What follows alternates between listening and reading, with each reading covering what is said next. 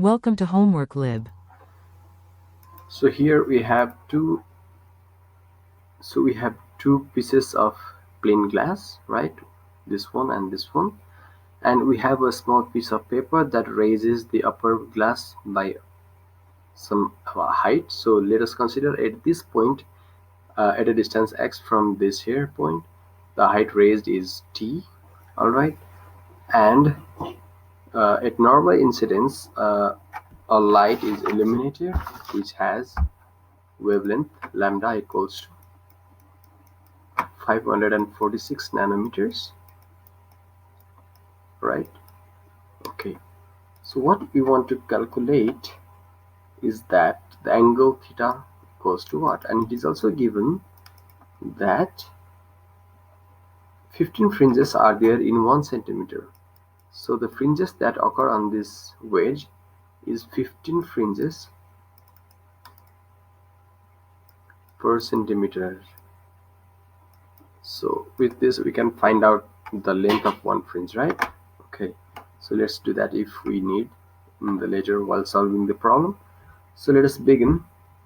So to find that, we can have a relation between the thickness of slab and lambda and m, where m is equal to 1 2 3 4. So in this case, when the light gets reflected and on the upper surface,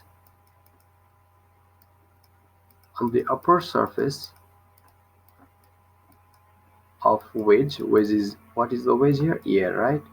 But on the upper surface, uh, the light gets reflected from a rarer medium, right? Because the glass is dense and air is rare, so there is no phase change, right? No phase change of 180-degree for reflected light. And similarly for the lower surface of air, so just after the air there is glass, that is the dense, right? So there is a phase change of 180-degree when it passes from it reflected from a denser medium. So phase changes by pi. So if this is the condition, then we use 35.2 equation 35.218, because one of the phase is changed, right, from the reflected lights, or one of the reflected lights changes the phase. So equation 35.18 gives us that the interference fringes, right, the condition is 2 times t is equal to m plus half of lambda, right? Now this is at position x.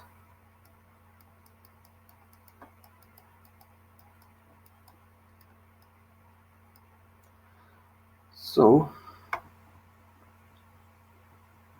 what we can write is that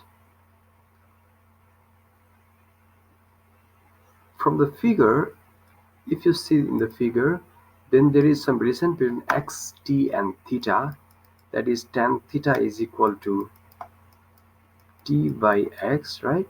So what you can do is just substitute t and bring x and tan theta here. So 2 times x tan theta is equal to m plus half lambda, right? So the position of mth Brad fringe xm is equal to m plus half times lambda upon 2 tan theta, right? So since the spacing between the fringes is uniform, so what we can do is that the position of m plus 1th fringe would be equal to m plus 3 by 2 lambda by 2 tan theta, right? So xm plus 1 minus xm is what? Fringe width, right? The distance between the successive fringes is called fringe width. So what we can write, if we subtract xm plus 1 xm minus 1, let me write this in another corner because this is different. So xm plus 1 minus xm is equal to fringe width is equal to beta is equal to, if you subtract that, this gives me lambda upon 2 tan theta.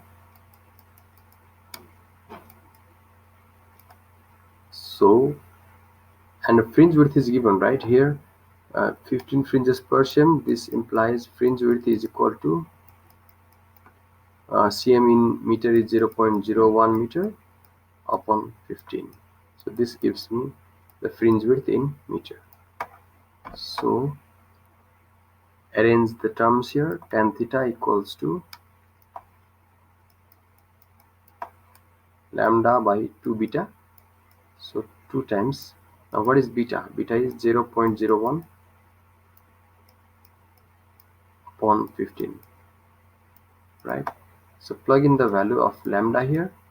Lambda is 546 nanometers. So 546 into 15 divided by 2 into 0.01. So this gives me tan theta equals to 4.095 into 10 to the power minus 4. And if we inverse tan of this value, then this gives me theta equals to 0.0235 degrees.